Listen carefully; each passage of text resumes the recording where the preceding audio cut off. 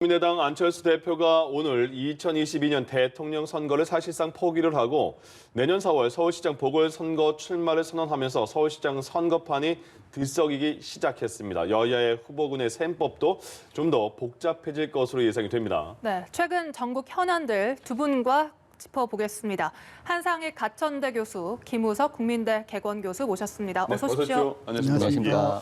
화면 보신 것처럼 오늘 안철수 대표가 내년 서울시장 보궐선거 출마하겠다 이렇게 밝히면서 갑자기 또 이 후보군들의 뜨거워지는 그런 열기가 느껴지는 것 같아요. 근데 오늘 여러 가지 이유를 댔습니다만은 왜 이 시점에서 대선이 아닌 서울시장에 출마해야겠다 이렇게 생각을 굳혔을까요?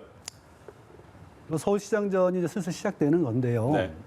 저는 그 안철수 대표가 출마 결심을 처음 알린 형식을 좀 주목해 볼 필요가 있다 생각이 들어요. 예. 그러니까 당직자들에게 문자를 보내서 알렸거든요. 네. 근데 국민의당을 보면 지난 10월에도 안철수 대표가 서울시장 출마 안 한다고 하니까 서대문 교회 탈당을 해버렸어요. 계속 이렇게 요구를 했었거든요. 그리고 지금 국민의당 의원이 이제 세 분인데 한 분은 정말 누군지 모르겠고 이태규, 권은희 의원 두 분 국민의당 의원이 아닌 것 같아요. 맨날 국민의힘하고만 얘기를 하고 즉 여기서 뭔가 결단을 하지 않으면 이 서울시장에 출마한다는 거를 뭐 이 정도 수준의 결단이 아니면 전 당을 유지할 수 없다라는 그런 위감이 있는 게 아닌가 싶어요. 위감이 있는 게 싶고 그래서 제가 출마 선언문을 여기 오기 전에 좀 유심히 봤는데 뭐 서울의 비전이나 자기가 무엇을 하겠다는 얘기는 없고 그냥 매일 나오는 이야기들에 대한 어떤 그 수식, 레토릭하고 문재인 정부에 대한 비판밖에 없어요. 이건 출마를 하겠다라는 선언문은 굉장히 부족한 겁니다. 서울을 어떻게 하겠다는 얘기 자체가 없는 서울시장, 이건 되게 급히 준비된 거라는 거거든요. 어떤 깊은 고민을 통해서 서울시장을 출마하는 것이 아니라 그런 면에서 이게 과연 진짜로 이게 서울시장을 하고자 하는 마음이 있는 건지 아니면은 단일화를 한번 해서 되면 성공하면 좋고 안 돼도 파괴력을 확인시켜서 다음 대선에 활용하려고 하는 건지 사실은 잘 모르겠어요. 이런 부분들에 대해서 저는 이 출마 선언이 어떤 좀 진정성을 가진 것 같지는 않다. 이런 느낌을 되게 강하게 받았습니다. 알겠습니다. 비판을 해주셨습니다. 김 교수님은 어떻게 보셨어요? 저는 개인적으로 굉장히 반가운 측면이 있습니다. 왜냐하면 국민의힘, 국민의당 헷갈렸잖아요.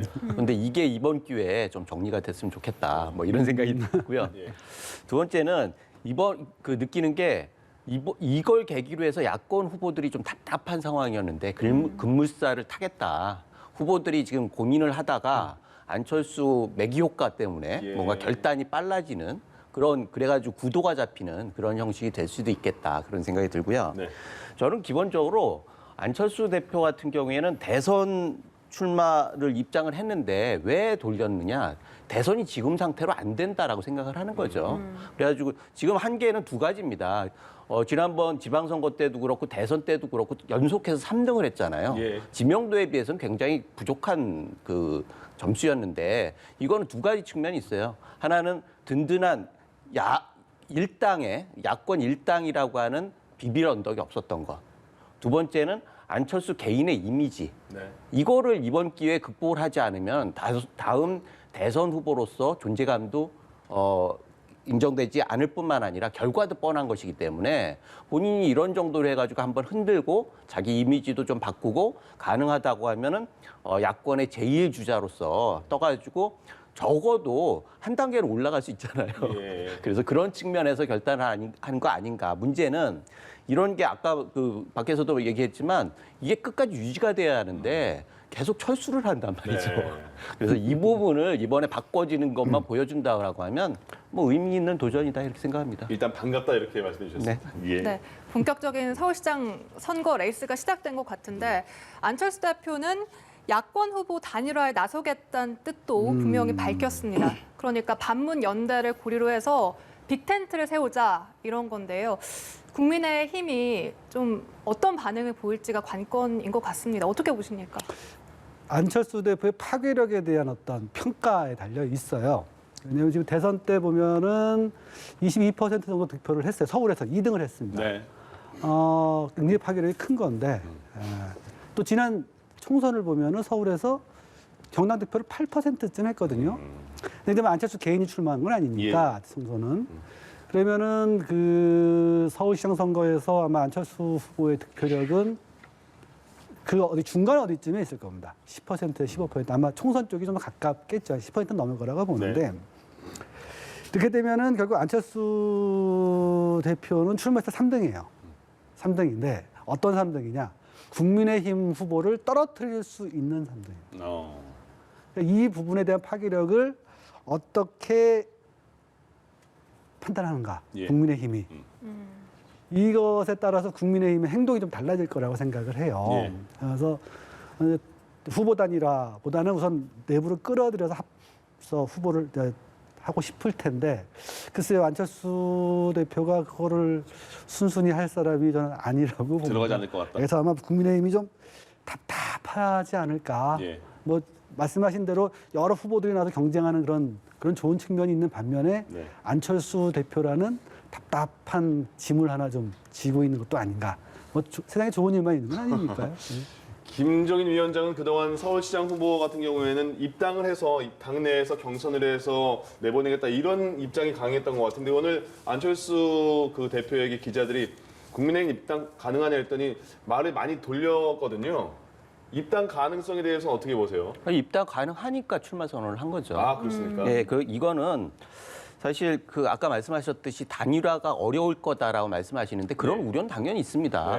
문제는 만약에 그렇게 된다라고 하면 안철수 후보는 계속 떨어뜨리는 사람이 고착화돼가지고 정치적 미래가 거의 없는 상태가 돼버려요.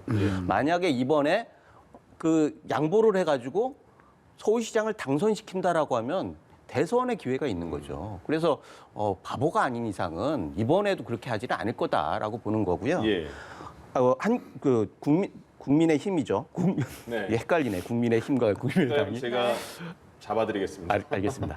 국민의 힘 입장에서도 이런 부분들에 대해서는 그 흥행이 지금 답답했거든요. 사실은 뭐 대권 후보군들 나온다라고 하는 얘기는 있는데 선뜻 나서는 사람도 없고 새로운 카드는 제시하는 사람마다 다 약간 꺼려하고 뭐 윤희숙 의원 같은 경우는 공관위원이 되면서 이런 배제되고 그러니까 마땅한 대안들이 나서질 않는 상황에서 국민의 입장에서 흥행에 성공하는 게 1차적인 목표인데 그런 의미에서 안철수 후보 대표 같은 경우를 마다할 수는 없는 거죠. 그러나 여기서 문제는 이거에서 김종인 위원장이 어떤 생각을 가지고 있느냐라고 하는 부분인데 그럼에도 불구하고 김종인 위원장도 지금 룰에서 큰 재량권이 없기 때문에 이미 다 돼 있는 룰이고 그리고 당내 국민 여론이 있고 당내 의원들이 지지를 않았으면 저렇게 발표를 안 했거든요. 그런 여러 가지 환경에서 김종인 위원장이 뭐 그냥 거부만 할 수는 없을 거다 이런 생각이 들어가지고 저는 긍정적으로 봅니다. 그럼 요 하나만요. 두 분은 그러면 짧게 김 교수님께서는 안철수 대표가 국민의힘에 입당한다. 아니 입당은 형식은 어떻게 해도 좋은데 문제는 지금 우리가 룰이 2대 8인가요? 그렇게 되죠. 그러니까 여론 지지도가 압도적으로 유리해요. 그러니까 안철수 대표 입장에서는 입당해도 좋고 공동 경선을 해도 좋고 독자적으로 해서 그 마지막에 마지막 그 레이스 결선 최종 결선 최종 결선 이렇게 해도 상관이 없는 거예요. 그러니까 입당 문제는 여기서 그렇게 중요하지 않다라는 거죠. 네. 알겠습니다. 이렇게 안 대표가 출마 선언을 하면서 야권의 잠재적 후보들의 행보도 좀 주목이 되는데 나경원 전 의원이나 오세훈 전 서울시장의 행보 좀 어떻게 보십니까? 우선 하나만 좀 제가 좀 팩트를 바로 잡으면 우리나라 선거법상 공동 경선은 안 돼요. 형식이야. 공동 경선이라는 건 어떤 거죠? 그러니까 빅텐트로 따로 가설 정당을 만들어서 당들을 국민의힘과 국민의당을 해체하고 모여서 하는 것만 가능하고요. 우리는 이제 선거 연합 당을 유지하면서 경선은 안 되는 거예요. 그러니까 다른 당끼리 경선이 안 된다는 거죠? 그래서 입당하느냐 아니면은 이제 후보가 서로 선출된 다음에 단일화는 두 가지밖에 없는 건데. 아니 우리 현실에서 정치적 상상력 얼마든지 요새 되지도 않는 것들을 계속 만들어내고 있잖아요. 그런 면에 있어서 우회적인 방법을 얼마든지 할 수 있어요. 이게 정치적 상상력이죠. 그런 것들이 가능하기 때문에 이런 논의가 가능한 거예요. 알겠습니다. 어쨌든 선거법상 현재 그렇다는 말씀을 드리고요. 그 야권 후보들의 아까 말씀하신 매기효과 분명히 있을 겁니다. 근데 뭐 나경원 전 원내대표는 이미 뭐 출마하시는 거 아닌가요? 분위기는 그렇게 예, 많이들 뭐 보도되고 있습니다. 메시지도 계속 내시는 게 그때 가만히 계시다가 갑자기 메시지를 한 2, 3주 정도 계속 내고 계시거든요. 예. 출마하시겠다는 얘기죠. 보통 정치인들이 메시지를 낼 때는 나 출마할 거야 라는 얘기죠. 근데 이제 오세훈 전 시장인데 이분은 참 애매해요. 예. 왜냐하면 이분이 출마를 하려면 그때 왜 그만뒀는가에 대한 충분한 설명이 있어야 돼요. 예. 그 원죄거든요. 일종의 원죄죠. 그때 그만둠으로써 안철수 대표가 양보하고 박원순 시장이 되고 예. 이런 것에 대해 지지층에게 설명을 구하고 뭐 여기에 대해서 레토릭으로 메꿀 수는 있겠지만 이런 부분에 대한 고민이 있을 거예요. 네. 이게 정치 무슨 정상배처럼 맨날 왔다 갔다 하는 사람이라면야 뭐 상관없겠지만 오세훈 시장이 뭐 그 정도로 질낮은 정상배는 아니거든요. 예. 그런 고민이 있어서 오세훈 시장 같은 경우에 좀 더 고민이 깊어질 것 같고 다만 나경원 전 대표의 출마 선언은 좀 더 빨라지지 않을까 뭐 이런 생각은 좀 해봅니다. 알겠습니다. 다른 분들도 이제 막 이제 정기국도 끝났고 검찰개혁도 끝났으니까 예. 이제 막 이제 선거의 시간이 다가오는 거죠. 네. 예. 그럼 이번엔 한 교수님께 먼저 질문드리겠습니다. 네. 이제 이렇게 안철수 대표가 오늘 그 선언을 하면서 정말 이제 곧 서울시장을 뽑는구나 이런 생각이 많이 들 것 같아요. 많은 분들이요. 그러면 민주당에서는 여권에서도 이제 주자가 우상호 의원은 이미 네. 공언을 했고요. 이제 얘기 나오는 게 박주민 의원 얘기 나오고 박연선 장관 나오고 또 추미애 장관까지 거론되는 듯한 그 보도도 있더라고요. 여권 민주당의 움직임은 지금 후보들은 어떻게 전망할 수 있을까요? 박영선 장관님도 역시 나경원 대표랑 비슷해요. 나오시는 저 연합 TV에 많이 거예요? 출연하시더라고요. 예, 예. 제가 이틀 사이에 2번 봤습니다. 네.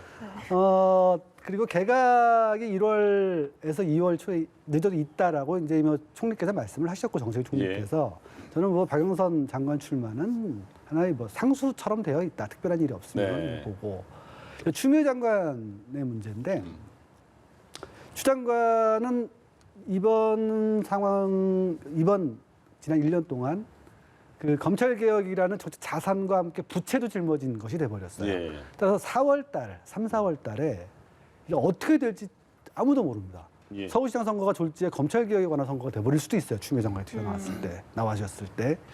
근데 그 부분은 아마 공수처가 출범하고 윤석열 총장의 가족 수사라든가 이런 것들이 진척이 되고 네. 그래서 2월 달이라도 이 검찰 개혁에 대한 평가가 어떠냐가 굉장히 좀 추미애 장관의 행보에 예. 영향을 줄 거다라고 생각이 듭니다. 음. 그리고 뭐 당대표 거의 다 하신 분이라서 대권을 먼저 가고 싶은 생각도 있으실 거예요. 그래서 예. 자산이 크게 생긴다면. 그래서 박주민 의원 같은 경우에는 워낙 뭐 그동안 최고위원 당대표 선거 계속 출마를 하셔서 예. 뭐또 출마하냐 뭐 이런 얘기도 있는 것 같은데 그분도 출마 준비를 많이 하고 있다고 들었습니다. 그래서 예. 이 세 분 박주민, 박경선, 우상호 분은 거의 뭐 상수가 될 것 같고 추 장관은 좀 더 시간이 걸리지 않을까 이런 생각을 좀 해봅니다. 민주당 입장에서는 이번에 서울시장과 부산시장 후보를 내느냐 마느냐 갖고 먼저 결정을 내렸고 이제 내는 거를 결정을 내린 다음에 이제 많은 분들이 이제 거론이 되는 거잖아요. 그 민주당의 이번 서울시장에서의 모습과 야당과의 대결 구도 어떻게 보세요? 저는 사실 아까 추 장관 말씀하셨는데 야당 입장에서는 추 장관이 가장 좋은 좋아요? 예. 대상인데 그럴 수밖에 없는 게 지금 말씀하셨듯이 검찰개혁, 공수처, 뭐 윤석열과의 대화 이런 것들은 여권에서는 계속 잊혀지고 싶은 거거든요. 야권 입장에서는 그걸로 선거를 치를 수가 있어요. 구도가 너무 좋은 거예요. 그래서 제 생각에는 민주당에서도 내부에서도 그런 얘기가 나오는 것 같아요. 좀 참아달라 뭐 이렇게 얘기를 하는 것 같은데 예. 문제는 그 박영선 의원 같은 경우에도 굉장히 지금 어려운 상황이 있어요. 사실은 전체적으로 서울 지지도가 차이가 많이 나고 예. 지난번에 좋을 때 양보를 한번 했잖아요. 그래가지고 박원순 시장을 당선시켰어요. 그건 아름다운 양보가 됐죠. 네. 그런데 이번에 나와가지고 만약에 떨어진다라고 하면 양보도 빚을 바래요. 결국 본인의 경쟁력의 문제가 되기 때문에 네. 그래서 박영선 그 장관 같은 경우에도 지금 굉장히 고민이 많을 거다. 그래서 끊임없이 새로운 카드 얘기가 나오는데 새로운 카드 이렇게 굵직한 진짜 정치적인 무게가 있는 분들이 그걸 양보할 수도 없는 거고 예. 그렇다고 해가지고 뭐 가서 바로 당선될 그 확신이 있는 것도 아니고 그래서 계속 지켜보면서 이런 상태가 계속 유지될 거다 이렇게 생각이 됩니다. 알겠습니다. 네. 일단 서울시장의 불은 지펴졌다 이런 느낌입니다. 네. 그리고 다음 주 화요일부터죠. 이 장관 후보자 이 4명에 대한 인사청문회 잇따라 열리게 되는데 특히 야당은 이 변창흠 국토부 장관 후보자에 대한 송곳 검증 벼르고 있습니다. 각종 막말이 논란이 되고 있는 상황인데요. 좀 어떻게 전망하십니까? 그분이 사실 그럴 만한 사람은 아니라고 저는 뭐 개인적으로 좀 알지만인데 변창흠 후보자 같은 경우에는 뭐 보수 진보로 나눌 수 있는 사람은 아니에요. 글자 그대로 전문가입니다. 예. 전문가거든요. 그래서 이분이 당시 이제 사용자 측 입장에서 사용자들의 인식을 내비친 것 같은데 기본적으로 매우 부적절하죠. 네. 아주 부적절한 겁니다. 예. 그리고 이 부적절한 발언에 대해서 본인이 정말로 우리말로 이제 백배사죄, 석고대죄를 해야 될 정도로 이거 나는 좀 큰 사건이라고 생각을 합니다. 예. 왜냐하면 이분이 맡는 장관이 국토교통부 장관인데 이게 우리나라 교통 안전을 책임지는 자리이기도 하거든요. 네. 여기서 이 정도로 사용자 측의 인식을 대변하셨다면 이 부분은 당시 이제 어떤 심정이었는지 모르지만 이렇게 사죄를 하셔야 되는 거고 청문회에서 그 진정성이 좀 인정이 돼야 됩니다. 그리고 그 청문회 전이라도 그분들을 찾아가서라도 좀 사죄를 해야 되고 네. 자기의 자기의 잘못을 하는 것에 진정성 인정이 돼야지 이분이 좀 살아나갈 수 있을 것 같아요. 근데 다만 이 전문가가 그렇게 많지가 않아요. 한국에 이렇게 이 증권 떠드는 사람은 많은데 실제 정책 전문가는 이게 흔한 게 아니라서 예. 이분만큼 주택 정책 전문가를 찾기도 쉽지가 않거든요. 여기에 어떤 고민이 되게 크다고 생각이 듭니다. 다음 주에 이제 네 분의 그 장관 후보자가 인사청문회가 있는데 가장 야당이 벼르고 있는 거는 지금 말씀 나누고 있는 변창흠 국토교통부 장관 후보자 그리고 또 하나가 전해철 행안부 후보자 두 분에 대해서는 굉장히 뭐 송곳 검증을 하겠다 이렇게 나오는 것 같아요. 결론적으로 말씀드리자면은 네. 의원 불패는 계속 될 거다. 뭐 이거는 제가 항상 그 청문회 때보다 느끼는 거는 그 정글에서 밀림인가요? 하여튼 아프리카에서 그 사자한테 쫓기는 가젤 중에서 사자보다 빨라가지고 살아남긴 힘들어요. 문제는 다른 가젤보다 더 빨리 가기 때문에 살아남는 거잖아요. 예. 마찬가지입니다. 인사청문회 같은 경우에도 표적이 되지 않으면은 문제가 돼도 특별하게 뭐 걸리지 않고 그냥 무난하게 가는 경우가 많은데 지금 나머지 세 분 같은 경우에는 변창흠 후보자한테 감사해야 할 상황인 것 같습니다. 그리고 변창흠 후보자가 워낙에 지면을 많이 차지하고 있고 네. 그걸 다 감당하고 있기 때문에 물론 뭐 변창흠 후보자도 결국 동의서 없이 임명될 거라고 봅니다. 예. 그런데도 그래서 4명 다 하겠죠. 그래가지고 그 기록만 남을 텐데 그럼에도 불구하고 세 분은 굉장히 뭐 상대적으로 굉장히 복받았다 뭐 이런 생각이 하고 그런데 문제는 왜 이렇게 하는지 모르겠어요. 사실은 이렇게 여론이 안 좋을 때는 한 번 정도는 후보를 교체해줘야 하는 거 아닙니까? 사실은 이게 그러면 야당이나 국민의 요구를 수용하는 게 되잖아요. 그래가지고 정권이 좀, 이제는 좀 유연해졌구나라고 하는 생각이 들 뿐만 아니라 향후에 올 부담들도 좀 회피할 수 있죠. 지금 그 부동산 정책들 계속 이렇게 가가지고 진짜 배후에 있던 실세가 전면에 나서가지고 그런 정책을 계속 유지한다고 하면은 부동산 정책이 어디로 가겠습니까? 그 부담을 회피하는 입장에서도 저는 한 번 정도는 수용하고 후보를 바꿔주는 게 정권 입장에서 굉장히 좋겠다 싶은데 어떻게 할지 모르겠습니다. 알겠습니다. 네. 그리고 또 다음 주에 네. 윤석열 검찰총장의 이 최종 거취라고 해야 될까요?